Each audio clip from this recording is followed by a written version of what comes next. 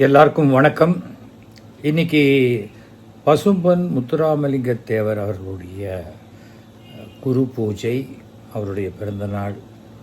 போய் அவருடைய சிலைக்கு மாலை போட்டுட்டு மரியாதை செலுத்திட்டு வந்தேன். ஒரு நேர்மையான அரசியல்வாதியாக இருந்தார். தேசியம், தெய்வீகம் எல்லாத்துக்கும் ஒரு உதாரணமாக இருந்தார். தேசப்பற்று உடையவராக இருந்தார். இந்த சமயத்தில் இப்போது நடிகர் விஜயை பற்றி பேச வேண்டிய ஒரு சூழ்நிலை. ஆக்சுவலாக நீங்கள் பார்த்தீங்கன்னாக்க, இந்த கரூர் சம்பவத்துக்கு பிறகு விஜய் வெளியில் வரவே இல்லை.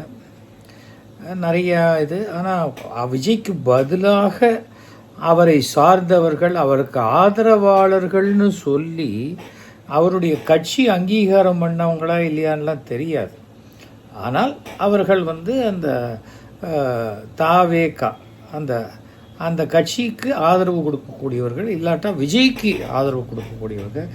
என்ன பண்ணாலும் விஜய் என்ன எங்களுக்கு தான் உங்கள் ஆதரவு, என் பையன் செத்தா கூட உங்களை பார்க்கறதுக்கு அவன் பண்ணி கொடுத்துட்டு போயிருக்கான், அதனால் அவன் செத்தது எனக்கு ஒன்றும் பெரிய பிரச்சனையே கிடையாது அப்படின்னு அந்த 20 லட்ச ரூபா வாங்கின ஒரு தாயார் பேசினது கூட நான் கேட்டேன். அது மனசுக்கு ரொம்ப சங்கடமாக இருந்தது. பணம் என்பது ஒரு மனிதனை எவ்வளவு மாற்றிவிடும் என்பதற்கு இதெல்லாம் ஒரு உதாரணமான ஒரு விஷயம். இது நிதானமாக யோசிக்க வேண்டிய விஷயம். நாம இல்லை, விஜய் யோசிக்க வேண்டிய ஒரு விஷயம். அரசியல்ங்கிறது மிகப்பெரிய கடல் அப்படின்னு ரஜினிகாந்த் சொல்லியிருக்காரு. எல்லாருக்குமே தெரியும். அது ஒரு ஆழமான புதை குழி, அது சுழல் அப்படின்னு எல்லாம் தெரியும். உள்ளே போனவங்களால் வெளியில் வர முடியாது. அது ஒரு புலிவால் மாதிரி பிடிச்சிட்டா வெளியில் வர முடியாது. எல்லாருக்கும் தெரியும். கிட்டத்தட்ட 50 வயசான விஜய்க்கும் அது தெரிஞ்சிருக்கும். அது கூட தெரியாத ஒரு இக்னரண்ட் பர்சனாக விஜய் இருப்பார்லாம் நான் நினைக்கல. ஏன்னா எத்தனையோ சமுதாய சீர்திருத்த வசனங்களெல்லாம் அவர் படத்தில் பேசியிருக்காரு. சுயமரியாதை தான் முக்கியம், பணம் கொடுக்குறேன்னு சொன்னால் நேராக போய் வாங்கிப்பீங்களா, அவன் வீட்டுக்கு போகிறதுக்கு உங்களுக்கு வெக்கமா இல்லையா அப்படின்லாம் கூட சுறா படத்தில் ஏதோ வசனம்லாம் பேசியிருப்பார். இது இப்போ ஒரு சின்ன அனாலிசிஸ் தான். அதனால தான் இதை நான் சொல்கிறதுக்கு காரணம் என்னென்னா, விஜய் பொதுவாகவே அவருக்கு கூட்டம்னா பிடிக்காது. நடிகராக ஒரு 4 பேர் அவருக்கு ஒரு பத்திரிக்கை கொடுக்க வந்தால் கூட என்ன கூட்டமாக வந்திருக்கீங்க அப்படிம்பார். அவர் 4 பேரையே கூட்டம்னு நினைக்கிறவர். இப்போ பனையூர் பங்களாலையும் அவர் தனியாக தான் வசிக்கிறாருன்னு கேள்விப்படுறேன். பட்டினப்பாக்கத்துலேயும் அவர் தனியாக தான் வசிக்கிறார். கூட யாரோ ஒருத்தர் இருக்காங்க போல் இருக்குது. ப்ராபப்ளி இந்த சமையல் வேலை செய்கிறவங்களோ இல்லை எடுபடி வேலை செய்கிறவங்களோ, அவ்வளோதான். நான் வேறு ஒன்றும் சொல்லலை. ஸோ ஒருத்தர் 2 பேருக்கு மேலே இருந்தாலே அது கூட்டம்னு நினைக்கிற விஜய், தனக்கு பின்னாடி இவ்வளோ பெரிய கூட்டம் வரணும், நான் போகிற இடம்லாம் கூட்டம் வரும், அந்த கூட்டம் வந்துருச்சுன்னா என்ன பண்ணுறது, அவ்வளோ கூட்டம் வந்தால் போலீஸ் தான் சமாளிக்கணும், இல்லைன்னா இராணுவத்தையாவது அனுப்பணும் அப்படின்லாம் அவர் பேசுகிறார் இல்லையா. விஜய் தானே பேசுகிறாரு. நான் போனால் கூட்டம் வந்துடும். ஒரு பத்திரிகை ஆசிரியரை சந்தித்து பேசணும்னு சொன்னபோது அந்த பத்திரிகை ஆசிரியர் வர சொல்லுங்கள், விஜய் ஆஃபீஸ்க்கு வர சொல்லுங்கன்னு சொல்லியிருக்காரு. அப்போ விஜய் அவருடைய ரெப்ரசன்டேட்டிவ்ஸ் போய் சொன்னாங்களா, அவர் இங்கே வந்தால் அவ்வளோதாங்க, பின்னாடியே ஏகப்பட்ட ரசிகர்கள் வந்துடுவாங்க, உங்கள் ஆஃபீஸில் கண்ணாடியில் நிறைய ஜன்னல் கிண்ணல் கதவெல்லாம் இருக்குது, அதெல்லாம் நொறுங்கி போயிடுச்சுன்னா அப்புறம் அதுக்கு யார் பதில் சொல்கிறது. அதாவது இது ஒரு விதமான மிரட்டலாக சொன்னாங்கங்கிற தகவல்கள்லாம் வருது. ஆனால் எனக்கே பர்சனலாக தெரியும், நெப்போலியன் அவர்களுக்கு நடந்ததோ, அனுமோகன் அவர்களுக்கு நடந்ததோ, ராதாரவி அவர்களுக்கு நடந்ததோ, யாரையுமே அவர் தன்னை விட ஒரு பெரிய அளவும் நினச்சது கிடையாது. ஆனால் அவங்க ஃபேமிலியோடு வரதையே கூட்டமாக வராங்கன்னா, ஏன்னா இவருக்கு ஃபேமிலியோடு இல்லைங்கிற ஒரு வருத்தமா, இல்லை இவங்க மட்டும் இப்படி ஃபேமிலியோடு வராங்களே அப்படிங்கிற பொறாமையாங்கிறதெல்லாம் எனக்கு தெரியாது. ஒரு குடும்பம் என்று இருந்தால் அப்பா, அம்மா, தாத்தா, பாட்டி, பையன், பேரன், பொண்ணு, மருமகன் எல்லாரும் தான் இருப்பாங்க. நாங்கள் முதல்ல ஜெயலலிதா அவர்களை பார்க்க போகும்போது 19 பேர் போனோம் போயஸ் கார்டனுக்கு. ஃபோட்டோ எடுக்கலாங்கும் போது நான் சொன்னேன், அம்மா இப்படி நின்னா இடம் பத்தாது, இந்த பக்கம் அகலவாட்டில் எல்லோரும் நிற்போம் அப்படின்னு சொல்லி நின்னோம். 19 பேர். நான், என் ஃபேமிலி, எங்கள் அப்பா அம்மா, என்னுடைய சம்பந்தி, அப்படி போனோம். என்டிஆரை பார்க்குறதுக்கு டெய்லி பஸ்ஸில் வருவாங்க. பஸ்ஸில் வந்து அப்படியே பஸ்ஸாக வந்து அப்படியே மொத்தமாக இறங்கி ஃபோட்டோ எடுத்துகிட்டு போவாங்க. அப்போல்லாம் இது கிடையாது, நம்ம செல்ஃபோன் கிடையாது, கேமரா வச்சு ஃபோட்டோ எடுத்துகிட்டு போவாங்க. அவர் அதுக்குன்னு ஒரு டைம் தினசரி ஒதுக்குவார். அது மாதிரியெல்லாம் இவர் ஒதுக்கியெல்லாம் நான் கேள்விப்பட்டதில்லை. எப்போ ஒரு தடவை வருவார். எதுவாக இருந்தாலும் நீ பனையூருக்கு வா. நல்ல வேலை. ஆனால் விஜய்கிட்ட ஒரு விஷயத்தை நம்ம ரொம்ப பாராட்டணுங்க. அந்த 41 பாடியையும் நீங்கள் பனையூருக்கு எடுத்துன்னு வாங்க, நான் அஞ்சலி செலுத்தின பிறகு அந்த பாடியெல்லாம் நீங்கள் அடக்கம் பண்ணலாம் அப்படின்னு அவர் சொல்லலை. பார்த்தீங்களா?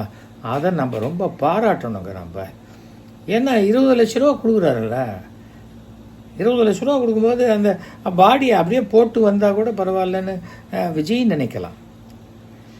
அதில் அந்த சங்கவி அப்படிங்கிற பெண்மணியை நான் ரொம்ப பாராட்டுறேன். அவர்களுக்கு என்னுடைய வணக்கத்தை தெரிவித்துக் கொள்கிறேன். கணவர் இறந்து போயிருக்காரு.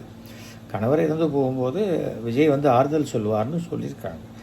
ஆனால் அவருடைய அக்கௌண்ட்டில் பணம் வந்துருச்சு, விஜய் வரலை. இவரை நீங்கள் மெட்ராஸுக்கு வாங்க சொன்னால் வர முடியாதுன்னு சொல்லிட்டாங்க. நான் என்ன அங்கே வந்து ஆறுதல் வாங்கிக்கிறது அப்படின்னு சொல்லிட்டு போனேன். அதை விட சுயமரியாதையின் உச்சகட்டமாக அந்த பெண்மணி விஜயோடைய பேங்க்குக்கே பணத்தை திருப்பி அனுப்பிச்சிட்டாங்க. Hats off. இது மாதிரி தமிழ்நாட்டில் 100 பேர் இருந்தப்போ. ஏனென்றால் சுயமரியாதை என்பது யாரும் சொல்லி கொடுத்து வர்றது கிடையாது. அது உடம்புல ரத்தத்திலேயே இருக்கும். நான் சுயமரியாதைக்காரன் அப்படின்ட்டு பொத்து இன்னொருத்த காலில் போய் விழுறது வந்து சுயமரியாதை இல்லை. சங்கவிக்கும் விஜய்க்குமே ஆகலையா, இல்லை இந்த சங்கவிங்கிற பேர் விஜய்க்கு ஒத்துக்கலையா என்னன்னு தெரியல எனக்கு. ஆனால் இந்த கரூர் சங்கவிக்கு மீண்டும் மீண்டும் என்னுடைய அவங்களுடைய இழப்புக்கு எவ்வளோ ஆறுதல் சொன்னாலும் போகாது. ஆனால் அவங்க அதுலேருந்து மீண்டு வரணும்னு நான் கடவுளை பிரார்த்தனை பண்ணுறேன். அதே போல் எல்லாரையும் ஒரு ஹோட்டலுக்கு வரவழைச்சு, அவங்க வறுமையில் இருக்கிறவங்க, அவங்களுக்கு ஒரு 5 ஸ்டார் ஹோட்டலில் கொண்டு போய் உட்காத்தி வச்சா, பார்த்தியா நான் எவ்வளோ பெரிய சாப்பாடு போடுறேன், எப்படிப்பட்ட படுக்கை உனக்கு கொடுத்துருக்கேன், பார்த்தியா நீ என்னை மன்னிச்சிரு, நீ என்னை மன்னிக்காட்டால் கூட பரவாயில்ல, இந்த சந்தோஷத்தோடு போ ஊருக்கு அப்படிங்கிற ஒரு மனோபாவம் மிக கேவலமான மனோபாவம் இருக்கவே கூடாது. ஒருத்தன் தன்னை விட கீழான நிலையில் இருப்பவர்களை அவன் லெவலுக்கு இறங்கி வந்து நீ அணைச்சிக்கிட்டேன்னா நீ பெரிய மனிதன். அது இல்லாத வரைக்கும் நீ கேட்டுக்கிட்டே நில்லு. நான் இங்கேருந்து கையாட்டுறேன். ஏன் வாசலேருந்து கேட்டுக்கிட்ட போய் அவன் கையை பிடிக்க வேண்டியது தானே. நான் சங்கராச்சாரியரோட கிட்டத்தட்ட 300 தலித்து கிராமங்களுக்கு சென்றிருக்கிறேன். எத்தனையோ குழந்தைங்க ட்ரெஸ்ஸே இருக்காது, அப்படியே சாக்கடைக்கிட்டெல்லாம் விளையாடிருக்கேன். எல்லாரையும் நான் தூக்கி வச்சுட்டு இருக்கேன். என்ன கெட்டு போச்சு? என்ன கை அழுக்காயிடுமா? அது என்ன ஒரு கெட்ட பழக்கம்? எந்த விதத்தில்? இதுவே சினிமானாக்க பொய்யான ஒரு சேரை பூச்சிக்கிட்டு, பொய்யான ஒரு மேக்கப்பை கருப்பாக சில பேருக்கு போட்டு விட்டு அப்படியே கட்டிக்கிட்டு கொஞ்சினா அது ஏமாத்துகிற அயோக்கியத்தனம் இல்லையா? சினிமா வேற, அரசியல் வேறு. கூட்டம் வரும்னு விஜய் சொல்கிறார் இல்லையா? அப்போது வந்து இந்த நீட்டினால் தற்கொலை செய்து கொண்ட அந்த பெண் அனிதா, அவங்க வீட்டுக்கு போனபோது ஏன் கூட்டம் வரலை? ஏன் அந்த வீட்டில் தரையில் உட்காந்து அவங்க அண்ணன் தோளில் கையை போட்டுக்கிட்டு பேசிட்டு போனார்? ஏன்னா அதெல்லாம் ஒரு நடிப்பு. சில பேர் சொல்லி கொடுத்து செய்த ஸ்கிரிப்டட் ப்ரோக்ராம், எழுதி கொடுத்தபடி. அதே போல் ஒரு கர்சீஃபை கட்டிக்கிட்டு நம்ம பீச்சில், மெரினா பீச்சில் ஜல்லிக்கட்டுக்கு நடந்த போராட்டத்தும் போது அங்கே நின்று பத்தியா விஜய் வந்து ஆதரவு கொடுத்துருக்கார். ஏங்க அப்போ பரிசீஃபை கைட்டுட்டு டக்குன்னு ஸ்டேஜில் போய் நான் இதை ஆதரிக்கிறேன்னு சொல்லிட்டு தான் வரணும்? எத்தனை வருஷம் இந்த முகமூடி கொள்ளக்கார மாதிரி மூஞ்சியை மூடிக்கிட்டு ரகசியமாக செய்ய முடியும்? நாம் ரகசியமாக சில இடங்களுக்கு தான் போவோம். அது என்னங்கிறது எல்லாருக்கும், வயது வந்த எல்லாருக்குமே தெரியும். பப்புக்கு போனால் கூட ஐயோ இது அப்பா அம்மாவுக்கு தெரிஞ்சிச்சுன்னா என்ன பண்ணுறதுன்னு ரகசியமாக போகிறவங்க இருக்கிறான். சில பேர் வீட்டுக்கு போகிறவங்க ரகசியமாக போயிட்டு வரவங்க இருக்காங்க. பாம்பேயில் ரெட் லைட் ஏரியாவுக்கு போயிட்டு வரவங்க இருக்காங்க. கல்கட்டாவில் ரெட் லைட் ஏரியாவுக்கு போயிட்டு வரவங்க இருக்காங்க. அதை பெருமையாக ஃப்ரெண்ட்ஸ்கிட்ட சொல்லுவாங்களே தவிர பெற்ற அப்பா அம்மாட்ட சொல்ல மாட்டாங்க, கல்யாணம் பண்ணிக்கிட்ட பொண்டாட்டிக்கிட்ட சொல்ல மாட்டாங்க, கல்யாணம் பண்ணிக்க போகிற காதலிக்கிட்ட சொல்ல மாட்டாங்க. சொல்ல வேண்டியது தானே தைரியமா? சொல்ல மாட்டாங்க. அந்த மாதிரி இடத்துக்கு தான் நம்ம ரகசியமாக முகமூடியை போட்டுக்கிட்டு போகணும். இப்போ அதெல்லாத்தையும் விடுங்க. இப்போ சமீபத்தில் இந்த ஐ திங்க் அஜித் குமார்னு நினைக்கிறேன், ஒரு போலீஸ் விசாரணைக்கு பிறகு அவர் இறந்து போயிட்டாருன்னு சொல்லி அவர் வீட்டுக்கு எப்படி போனார்? அப்பயும் என் கூட்டமே வரல. சரி, எல்லாத்தையும் விடுங்க. பனையூரில் இப்போ நேற்று மகாபலிபுரத்தில் இந்த 41 பேருக்கு நிதி உதவியோ இல்லை அவங்களுக்கு ஆறுதல் சொன்னாரோ, அவங்க காலில் விழுந்து மன்னிப்பு கேட்டாரோ, இல்லை கையை காலாக நினச்சிக்கங்கன்னு சொல்லி தொட்டு கும்பிட்டாரோ தெரியாது. ஆனால் எல்லாரையும் ஒரே இடத்துல வைக்கலன்னு சொல்கிறாங்க. ஒவ்வொரு ரூமுக்கும் போனார் அப்படின்னு சொல்கிறாங்க. அதில் போய் தவறாக அங்கே ஏதோ அனிமூனுக்கு வந்தவங்க ரூமுக்குள்ளே போய் கதவை தட்டிட்டு போயிட்டாருங்கிற மாதிரி ஏதோ ஒரு செய்தி வந்தது. அது உண்மையாக பொய்யான்னு தெரில. அது நமக்கு சம்மந்தம் இல்லாத ஒரு விஷயம்னு வச்சுக்கோங்களேன். இவங்க அழிச்சிட்டு வந்ததுக்கு அது ஏன் பனையூரில் வந்து கூட்டம் வரல? ஏன் அவருடைய தொண்டர்கள், ரசிகர்கள், அந்த டிரான்ஸ்ஃபார்மர் மேலே ஏறி கொடுக்குற அணில் குஞ்சுகள் அவங்கெல்லாம் வரவே இல்லை? வந்திருக்கலாம்ல. அந்த ஹோட்டலுக்கு கூட தானே நுழைய முடியாது. அந்த தெருக்கோடி அங்கே இங்கே மகாபலிபுரத்துலேருந்து ஒரு 10,000 பேர் வந்திருக்க முடியாதா? இல்லை மகாபலிபுரத்தில் அவருக்கு ஆடியன்ஸே கிடையாதா? சொல்லட்டும். இதெல்லாம் வந்து பதில் வந்து விஜய் சொல்லணும். அதுதான் முக்கியம். அவர் சொல்ல மாட்டார். ஏன்னா அவர்கிட்ட பதிலே இல்லை. அதனால தான் நான் விஜய் ஆதரவாளன்னு சொல்லிக்கிட்டு அறகுறையாக விஷயமே தெரியாதான் ஓன்னு கத்துறான். இந்த அரசு சதி, அரசு சதி. அவருக்கு கரூருக்கு போனால் பாதுகாப்பு. என்ன பாதுகாப்பு இல்லை? கரூரில் என்ன உங்களுக்கு பாதுகாப்பு இல்லை? அப்போ பாதுகாப்பு இல்லைன்னா இப்போ இந்த தடவையும் உங்களுக்கு பிரச்சனையாக இருக்குமே கரூர்லேருந்து திரும்பி வரத்துக்கு. கரூர்லேருந்து நீங்களே தானே வேக வேகமாக வெளியில் வந்து திருச்சி ஏர்போர்ட்டுக்கு போய் அங்கேருந்து வேக வேகமாக தானே கிளம்பி மெட்ராஸுக்கு வந்து நைட்டு சாப்பிட்டீங்க வீட்டில், இல்லையா? புரிஞ்சுக்கணும். நீங்கள் தனி பிளேனில் போகிறீங்க. நீங்கள் தனி பிளேனில் போகலாம். தனி பிளேனில் கூட 6 பேர் வரலாம், 8 பேர். அந்த 8 ஓட்டு வந்தால் போருமா உங்களுக்கு? பாக்கி பேர் ஓட்டு வேண்டாமா? ஒரு ஓட்டில் தோற்று போனவங்க கூட இருக்காங்க மிஸ்டர் விஜய். அதை புரிஞ்சுக்கங்க. நீங்கள் என்னமோ 20% இருந்தால் நீங்கள் ஆட்சி அமைச்சிட முடியுமா? என்ன கோமாளித்தனமான எண்ணமாக இருக்குது. யோசிச்சு பாருங்கள். 5 வருஷம் தொடர்ந்து இத்தனை நலத்திட்ட உதவிகள் சுமார் 2 கோடி பேருக்கு மேலே செய்து கொடுத்துருக்காங்களே. மாதம் ஒரு 5,000 ரூபா அளவுக்கு ஒரு குடும்பத்தில் அது பலனடைஞ்சிருக்காங்களே. அவங்க ஓட்டு போடுவாங்களா? நான் எதுவுமே கொடுக்க மாட்டேன், நான் நேர்மையாக இருப்பேன்னு நீங்கள் சொல்லி யாராவது செத்தா கூட எங்கள் வீட்டுக்கு வந்து அனுதாபம் தேடிக்குவாங்க, நான் யாரையும் பார்க்க மாட்டேன். அப்போது அசம்பிளி போக மாட்டீங்களா? பனையூர்லேயே தான் அசம்பிளி நடத்தணுமா? செக்ரட்டேரியட் போக மாட்டீங்களா? அந்த லெட்ஜர் புக் என்ன உங்கள் வீட்டுக்கு கொண்டு வந்து கையெழுத்து வாங்கிட்டு போவாங்களா? யோசிச்சு பாருங்க. நீங்கள் பண்ணது ஏதாவது முன்னுக்கு பின் முரணாக தானே இருக்குது. கூட்டமே நீங்கள் போகிற இடத்துக்கு கூட்டம் வேண்டான்னா கூட்டம் வராது. ஆனால் இந்த தடவை கூட்டம் வரணும். அதாவது உங்களுக்கு மனசுக்குள்ளே ஒரு வெறி வந்துருச்சு. அதாவது கரூரில் செந்தில் பாலாஜி நடத்தின அந்த திமுகவினுடைய முப்பெரும் விழாவை விட நான் கூட்டத்தை காட்டுறேங்கிற வெறி இருக்குது பார்த்தீங்களா? அந்த வெறி உங்கள் கண்ணை மறைச்சிருச்சு. அதுதான் பிரச்சனை. அரசியலில் நீங்கள் ஒரு குழந்தை, புரியுதா? இந்தியாவில் வந்து ஸ்டேட்டு, சென்ட்ரல், பஞ்சாயத்தெல்லாம் ரூல் பண்ணி இந்தியாவிலேயே மிக மூத்த அரசியல்வாதி என்ற கலைஞர் கருணாநிதி அவர்களால் வழிநடத்தப்பட்ட கட்சி. இப்போ அவருடைய மகன் 72 வயது ஆன, 72 வயதுன்னு ஏன் சொல்கிறேன்? வயசு தான் அனுபவம். அதில் 50 வருஷத்துக்கு மேலே அரசியல் அனுபவம் பெற்ற முதலமைச்சர் ஸ்டாலின் தலைமையில் இந்த ஆட்சி நடைபெற்று கொண்டிருக்கிறது. சும்மா நீங்கள் போய் உங்களுக்கு ஸ்டாலின் எதிரி, எனக்கு திமுக தான் எதிரி அப்படின்னு நீங்கள் சொல்லலாம். ஒரு குழந்தை கூட தான் சொல்லும், இதான் அந்த தாத்தா தான் எனக்கு போட்டி அப்படின்னு. சரி, குழந்தை வளருது, சரி ஓரமாக போய் விளையாடு போ அப்படின்னு விரட்டி விடுவாங்க. அந்த மாதிரி விரட்டி விட்டுருவாங்க உங்களை. புரிச்சுக்கோங்க. எப்படி பிரச்சாரம் போவீங்க? எல்லாரும் எந்தெந்த தொகுதிக்கு இன்றைக்கி நான் வந்து திண்டுக்கல் தொகுதியில் பிரச்சாரம் பண்ண போகிறேன். ஸோ நான் 25 பஸ் வச்சுருக்கேன், எல்லோரும் எங்கள் வீட்டுக்கு வாங்க, எங்கள் வீட்டில் உங்களுக்கு பிரச்சாரம் பண்ணுறேன், நீங்கள் கிளம்பி போயிடுங்க சொல்லுவீங்களா? நாளைக்கு மயிலாப்பூர் பிரச்சாரம், மயிலாப்பூர்லேருந்து எல்லாருக்கும் பஸ் வச்சுருக்கேன். நீங்கள் என்ன கட்சி நடத்துகிறீங்களா இல்லை டிரான்ஸ்போர்ட் கம்பெனி நடத்துகிறீங்களா? முதல்ல என்னன்னு புரிஞ்சுக்கோங்க விஜய். நான் சொல்கிறது ஒரு ஒரு ஒரு எல்டர்லி உங்கள் அப்பாவுடைய நண்பராக பேசுகிறேன். உங்களால் பெத்த அப்பாவையே மதிக்க முடியலையே, நீங்கள் மற்றவங்களை எப்படி மதிப்பீங்க? அப்பா அம்மாவை தாங்க தெய்வம். நீங்கள் எந்த மதத்தை சார்ந்தவராக இருக்கவனா இருக்கலாம், அப்பா அம்மா தான் தெய்வம். எனக்கு சிறுபான்மையர் ஓட்டு வேணும், சிறுபான்மையர் ஓட்டு வேணும், சரி ஓகே. நீங்கள் என்ன சொன்னீங்க? இந்த சிபிஐனா எப்படியாவது ஒரு விஷயத்தை தள்ளி போடுறது, ரிசல்ட்டே வரக்கூடாததுக்காக தான் சிபிஐக்கு போகிறாங்க அப்படின்னு மற்றவங்க போகும்போது சொன்னது, நீங்களே சிபிஐக்கு போயிட்டீங்க. ஓகே, இப்போ சிபிஐ உங்களை விசாரணைக்கு கூப்பிட்டா கூட்டத்தோடு போவீங்களா, நீங்கள் மட்டும் தனியாக விட்டு வருவீங்களா? ஒரு வேளை சிபிஐ ஆஃபீஸர் உங்களோட ஒரு ஃபோட்டோ எடுத்துக்கணுங்கிறாரு, எடுத்துப்பீங்களா?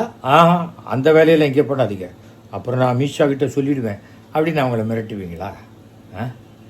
போலீஸ் என்றைக்கும் போலீஸ் தான், புரியுதா? கோர்ட் என்றைக்கும் கோர்ட்டு தான், ஜட்ஜ் என்றைக்கும் ஜட்ஜு தான். அதில் எந்த விதமான மாற்றம், சின்ன ஜட்ஜு பெரிய ஜட்ஜு, சின்ன கோர்ட்டு பெரிய கோர்ட்டு, சின்ன போலீஸு பெரிய போலீஸ் எதுவும் கிடையாது. ஃபஸ்ட் ஆஃப் ஆல் சட்டத்தை நாம் மதித்தா சட்டம் நமக்கு பாதுகாப்பு கொடுக்கும். நீங்கள் என்ன கணக்கு போட்டீங்க? உங்களே ஏதோ அப்படியே ஆந்திராவில் ஒரு ஃபிலிம் ஆக்டரை அரெஸ்ட் பண்ண மாதிரி உங்களை அரெஸ்ட் பண்ணிவிடுவாங்க, அதை வச்சு பெரிய மைலேஜ் கெயின் பண்ணலான்னு நினச்சிங்க. உங்களை அப்படியே லெஃப்ட் ஹேண்டில் அப்படி தான் தள்ளி விட்டு போயிட்டார் ஸ்டாலின். அதெல்லாம் அவரெல்லாம் ஒன்றும் அரெஸ்ட் பண்ண வேணாம். சரி ஓகே. இப்போ புதிய வாக்காளர் பட்டியல் சீரமைப்புக்காக உங்களுக்கு இன்விடேஷன் கொடுத்தாங்க, போனீங்களா? நீங்கள் ஒரு கட்சி தலைவர் தானே, போயிருக்க வேண்டாமா? கட்சி தலைவர் போகிற அளவுக்கு அது ஒன்றும் பெரிய இடம் இல்லை. சரி, உங்கள் ரெப்ரசன்டேஷனாக யார் அனுப்பிச்சிங்க? ஆதவர்ஜன் அனுப்பிச்சிங்களா? இல்லையா? புஷி ஆனந்த், மிகச்சிறந்த உலகத்திலேயே மிக அதிகமான வாக்காளர்கள் கொண்ட தொகுதியில் ஜெயிச்சவர், அவர் அனுப்பிச்சிங்களா? யார் அனுப்பிச்சிங்க சொல்லுங்கள். உங்களுக்கு அரசியல் நாலேஜ் பூஜ்ஜியமாக இருக்குது. நான் இதெல்லாம் நடந்த சம்பவத்தெல்லாம் பார்க்கும்பொழுது, உங்கள் செயல்பாடுகள்லாம் பார்க்கும்போது உங்களுக்கு உதயநிதி ஸ்டாலின் மேலே ஏதோ ஒரு பயங்கரமான ஒரு காழ்ப்புணர்ச்சி, ஒரு கோபம் இருக்கு. அந்த கோபம் நியாயமாக பார்த்தா உங்களுக்கு அதிமுக மேலே கொடநாடு எஸ்டேட் வாசலில் 2 மணி நேரம் உங்களை காக்க வச்சு திருப்பி அமிச்சாங்க இல்லையா, அந்த கட்சி மேலே இருந்திருக்கும் இல்லையா? அது ஞாபகம் வச்சுக்கோங்க. நீங்கள் எவ்வளவு சாமர்த்தியமாக நான் அதிமுகவோட தான் கூட்டணி, பிஜேபியோட எனக்கு கூட்டணி கிடையாது, பிஜேபி என் கொள்கை எதிரி அப்படின்னு சொல்லி அதிமுக பிஜேபியை தனியாக நிற்க வச்சுட்டு உங்களோட சேர்ந்துக்கிற மாதிரி வந்து எலெக்ஷனில் ஜெயிச்சப்புறம் பிஜேபியோடு சேர்ந்து பண்ணிக்கலாங்கிற மாதிரி ஒரு சூட்சமமான ஒரு விஷயத்தை பண்ணினா கூட அதை சராசரியாக ஓட்டு போகிறவனு கூட தெரியும். ஏனென்றால் இன்றைக்கி அதிமுக பிஜேபியோட கூட்டணியில் இருக்குது. அவர்கள் மதத்தை வைத்து அரசியல் செய்கிறவங்கன்னு எல்லாருக்கும் தெரியும். உங்களுக்கு சிறுபான்மையர் ஓட்டு வேணும்னு நீங்கள் பெருசாக நம்புறீங்க. சிறுபான்மையருக்கு எதிரானவர்கள் தான் பாஜகன்னு அந்த சிறுபான்மையர்கள் பெரும்பாலும் நம்புகிறாங்க. இப்போ என்ன பண்ணுவீங்க சொல்லுங்கள்? தவிர வந்து நீங்களும் எடப்பாடியும் ஒரே வேனில் தான் ஏறணும். உங்கள் வேனில் அவர் ஏறினாலும் சரி, அவர் வேனில் நீங்கள் ஏறினாலும் சரி. எடப்பாடி எனக்கு ஒன்றும் சமம் இல்லை, அவர் ஒரு படம் கூட நடிக்கலை, அவரை நானும் கையை தூக்கிட்டு அப்படி நிற்க முடியுமா அப்படின்னு நீங்கள் சொன்னால் அது எப்படி கூட்டணியாக இருக்கும்? உங்களுக்கு அதிமுக தொண்டர்களை பற்றி தெரியுமா? தலைமையை மதிக்காதவங்க, தலைமையை பற்றி தப்பாக பேசுகிறோம் யாராக இருந்தாலும் தன் தலைமையே சொன்னாலும் ஓட்டு போட மாட்டார். அண்ணாமலையே நிற்கட்டும், ஒரு அதிமுக ஓட்டு கூட அண்ணாமலைக்கு விழாது. ஏன்னா அந்த அளவுக்கு அண்ணாமலை அதிமுகவை கேவலமாக பேசியிருக்கார். நல்லா தெரிஞ்சுக்க. உங்களுக்கு ஏதோ அண்ணாமலை பெரிய ஒரு காப்பாளராக வருவார்லாம் நீங்கள் நினச்சிடாதீங்க. அவர் யார்கிட்டையாவது நெருங்குறாருன்னா அவங்கள ஒழிக்கிறதுக்குன்னு அர்த்தம். அதுதான் அண்ணாமலையுடைய ஸ்ட்ராட்டஜி, புரியுதா? அதனால் கரூரில் என்ன உங்களுக்கு பிரச்சனை? நீங்கள் நேராக கரூர் போயிருக்க வேண்டியதானே? ஏன் கரூரில் கல்யாண மண்டபமே கிடைக்கலைங்கிறாங்க. எந்த கல்யாண மண்டபம் கிடைக்கல? வேற போட்டிங்களா? இந்த கல்யாண மண்டபத்துக்கு போனோம், இந்த மேனேஜர் கொடுக்க மாட்டேன்னு சொல்லிட்டாரு, போட்டிங்களா? எல்லாமே உங்கள் விஷயங்கள் இருக்கு இல்லையா, ஊகமும் தகவலும் அப்படி தான் வருது. அதுக்கு என்னென்னா, உங்களை சார்ந்து சில பத்திரிகையாளர்களோ ஊடக ஆட்களோ இருக்கலாம். ஏன்னா ஒவ்வொருத்தருக்கும் அண்ணாமலை எப்படி தானே கிட்டத்தட்ட மாதம் 1 கோடி ரூபா வரைக்கும் செலவழித்து தான் அவர் தன்னுடைய பெயரை பிஜேபியை விட ஜாஸ்தியாக நிலைநிறுத்தி கொண்டார்னு அரசியல் வட்டாரங்கள்லேயே நிறைய பேர் பேசிக்கு நான் கேள்விப்பட்டிருக்கேன். அதனால் வெறுமனை அந்த ஊடகத்தை வச்சுக்கிட்டு, வெறுமனை அந்த சோஷியல் மீடியாவை வச்சுக்கிட்டு ஒரு எலெக்ஷன்லாம் ஜெயிக்க முடியாது. குடியாரன், குப்பை பொறுக்கிறவன், அதே போல் பிளாட்ஃபாரத்தில் வசிக்கிறவர்கள் எல்லாருக்கும் ஓட்டு உண்டு. அவங்களுக்கெல்லாம் நீங்கள் என்ன பண்ண போகிறீங்க? இதுவரைக்கும் உங்கள் கட்சியில் ஒரு கொள்கை, இதுதான் என் கட்சியோட கொள்கை, பிறப்போக்கும் அப்படின்னா அது ஒரு கொள்கையா? அது திருக்குறளில் பாதி சொல்கிறீங்க. அதில் என்ன சொல்கிற? எல்லா உயிருக்கும்னு சொல்லியிருக்காரு. எல்லா உயிருக்குன்னா ஈ, எறும்பு, கொசு, யானை, பன்னி, பசுமாடு எல்லாத்துக்கும் சேர்த்து தான். அப்புறம் என்ன பண்ணிடுவீங்க அதை வச்சுக்கிட்டு, அந்த திருக்குறளை வச்சுக்கிட்டு? உங்களுக்கு இங்கே இருக்கிற பெரியார் சமாதிக்கு போய் கூட மாலை போடணும், மரியாதை செலுத்தணும்னு தெரியல. எல்லார் பொம்மையும் வீட்லேயே வச்சுருக்கீங்க. பெரியார் சமாதியோ, அண்ணா சமாதியோ, இல்லை ராஜாஜி சிலையோ நீங்கள் கும்பிடுறீங்க. அவங்க எல்லார் சிலையும் சென்னைக்குள்ளே உங்கள் வீட்டிலேருந்து 20 கிலோமீட்டருக்குள்ளே இருக்குது. அதுக்கே உங்களால் போக முடியலன்னா, நாளைக்கே ஒரு வெள்ளம் வருது, புயல் வருது, நீங்கள் எங்கேருந்து போய் பார்ப்பீங்க? ஒரு பேச்சுக்கு தான். அதெல்லாம் மினிஸ்டர் ஆனப்புறம் யோசிக்க வேண்டிய விஷயம். அதுக்கெல்லாம் உங்களுக்கு வாய்ப்பு கிடையாது இப்போதைக்கு. 2026ங்கிறத நீங்கள் மறந்துட்டு இன்னும் 2 படம் பண்ணிவிட்டு மக்களோடு அதிகமாக பழகிட்டு, கொஞ்சம் கொஞ்சமாக பழகி, எப்போ வேணால் ஃபோன் பண்ணால் விஜய்கிட்ட பேச முடியும், ஃபோன் பண்ணால் விஜயை போய் பார்க்க முடியும், நமக்கு ஏதாவது வேணால் விஜய் பண்ணி கொடுப்பாரு அப்படின்னு சொல்லலாம். 2 வயசு குழந்தை இறந்து போயிருக்கு. யாரை படிக்க வைக்க போகிறீங்க அந்த குடும்பத்தில்? அந்த குடும்பத்தில் நான் பார்த்துக்கிறேன். என்ன எப்படி பார்த்துப்பீங்க சொல்லுங்கள்? யோசிச்சு பாருங்கள். வாக்குறுதி கொடுக்கலாங்க, லைஃப் டைம் அதை நிறைவேற்ற முடியுமா உங்களால்? எப்படி முடியும்? தவிர சும்மா அரசு மேலேயே குற்றம் சாட்டுறது, போலீஸ் மேலே குற்றம் சாட்டுறது. நான் பர்மிஷன் கேட்டேன், ஒரு நாள் முன்னாடி பர்மிஷன் கொடுத்தாங்க அப்படின்னு சொன்னீங்க. சரி, என்னைக்கு கேட்டிங்கன்னா அதுக்கு முந்தின நாள் தான் கேட்டிருக்கீங்க. நீங்கள் பர்மிஷன் கேட்டு 24 மணி நேரத்துலேயே உங்களுக்கு பர்மிஷன் கொடுத்துருக்காங்களே, அப்புறம் ஏன் அந்த பொய் சொல்கிறீங்க? அசிங்கமா இல்லையா உங்களுக்கு? சின்ன குழந்தையா நீங்கள்? ஐயா என் பல்பத்தை எடுத்துட்டா அப்படின்னு, டீச்சர் எனக்கு பல்பத்தை வாங்கி கொடுங்க அப்படிங்கிறது. கடைசியில் பார்த்தா அந்த பல்பும் உங்கள் பேக்கெட்லேயே இருக்கும். அந்த மாதிரி குழந்தையா நீங்கள்? ஏன் உங்கள் கட்சியில் இருக்கிறவங்க யாருமே கொஞ்சம் கூட மெச்சூரிட்டியே கிடையாதா? உங்கள் சினிமாவில் இருக்கிற மாதிரியே அந்த துணை பாத்திரங்கள் மாதிரியே நடந்துக்கிறாங்க எல்லாரும்.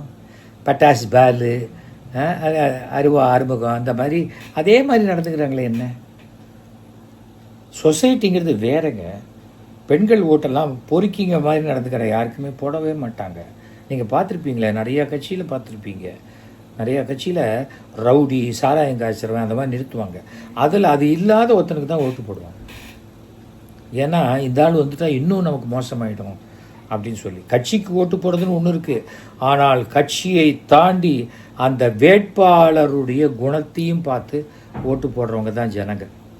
தமிழ்நாட்டு ஜனங்களை பற்றி நீங்கள் ரொம்ப ஓட்டு போடுறவங்களை பற்றியெல்லாம் தவறான எடை போட்டு வச்சுருக்கீங்க. ஏதோ தெலுங்கு படம்லாம் நிறையா பார்த்து டப்பிங் பண்ணுறதுக்காக நீங்கள் வச்சுருக்கீங்க அப்படின்னு நினைக்கிறேன்.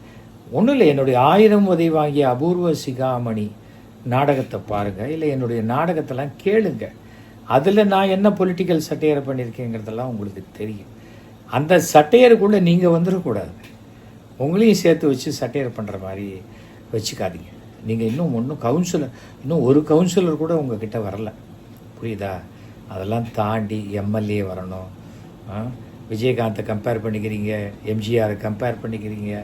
விஜயகாந்த் 234 தொகுதியில் நின்னார் பெரிய கூட்டத்தோட. கடைசியில் விஜயகாந்த் மட்டும்தான் ஜெயிச்சார். விஜயகாந்தை விட அன்றைக்கி பாப்புலராக இருக்கிற கமலஹாசன் 234 தொகுதியில் நின்னார். அதில் கமலஹாசன் கூட ஜெயிக்க முடியல. இதுதான் அரசியல், தெரிஞ்சுக்காங்க. அதனால் சில விஷயங்களை நல்லா யோசிச்சு பாருங்கள். நீங்கள் யாரோடையும் டிஸ்கஸ் பண்ணவே வேண்டாம். உங்களை பற்றி வர சோஷியல் மீடியாவில் வரதெல்லாம் படிங்க, கிட்ட வந்து படிங்க, ஆதரித்து பேசுகிறோம் படிங்க. ஆனால் ஆதரித்து பேசுகிறோன்னே படித்து மண்டை குழம்பிடும். இதுதான் நிஜம்னு உங்களுக்கே தோணிடும். புரியுதா? அதை பண்ணாதீங்க. உங்களுக்கு வர வாய்ப்பு இருக்குது அரசியலில். ஒரு 10 வருஷம் கழிச்சு 10 வருஷம் நீங்கள் மக்களோடு மக்களாக உழைக்கணும். உங்களுக்கு யாரோ தப்பாக சொல்லி கொடுத்துருக்காங்க. சீமா ஓட்டெல்லாம் உங்களுக்கு வந்துடும், ஏடிஎம்கே ஓட்டெல்லாம் உங்களுக்கு வந்துடும், திமுக ஓட்டெல்லாம் உங்களுக்கு வந்துடும். எப்படி வரும்? ஓட்டாக தான் வரும். ஓட்டு வரவே வராது, வாய்ப்பே இல்லை. ஏன்னா அவங்கெல்லாம் மக்கள்கிட்ட போய் பேசி பேசி பேசி பேசி அவங்க யாருன்னு ப்ரூவ் பண்ணிருக்காங்க. நீங்கள் ஒரு நடிகங்கிறத தவிர ஒன்றுமே ப்ரூவ் பண்ணலை. ஒரு சின்ன விஷயம் நடந்தால் கோழைத்தனமாக அந்த இடத்த விட்டு ஓடி போயிடுவார்.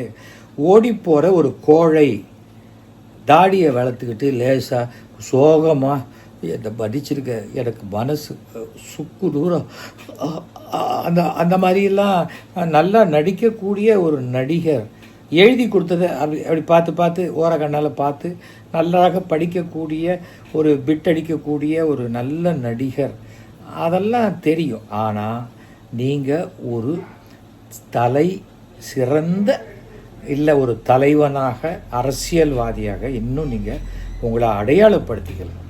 அந்த அடையாளப்படுத்துகிற முயற்சியில் நாளையிலேருந்து ஈடுபடுங்க. சும்மா திமுகவை திட்டினா உங்களுக்கு ஓட்டு வரும்னு யாராவது சொல்லி கொடுத்தா நம்பாதீங்க. அது அரசியலே இல்லை. பெருந்தலைவர் காமராஜர் தோற்று போனார் தெரியுமா? அந்த எலெக்ஷனில் அவருக்காக ஷோ பேசினார். மெரினா பீச்சில் 1,00,000 பேர் கூட்டம் வந்தது.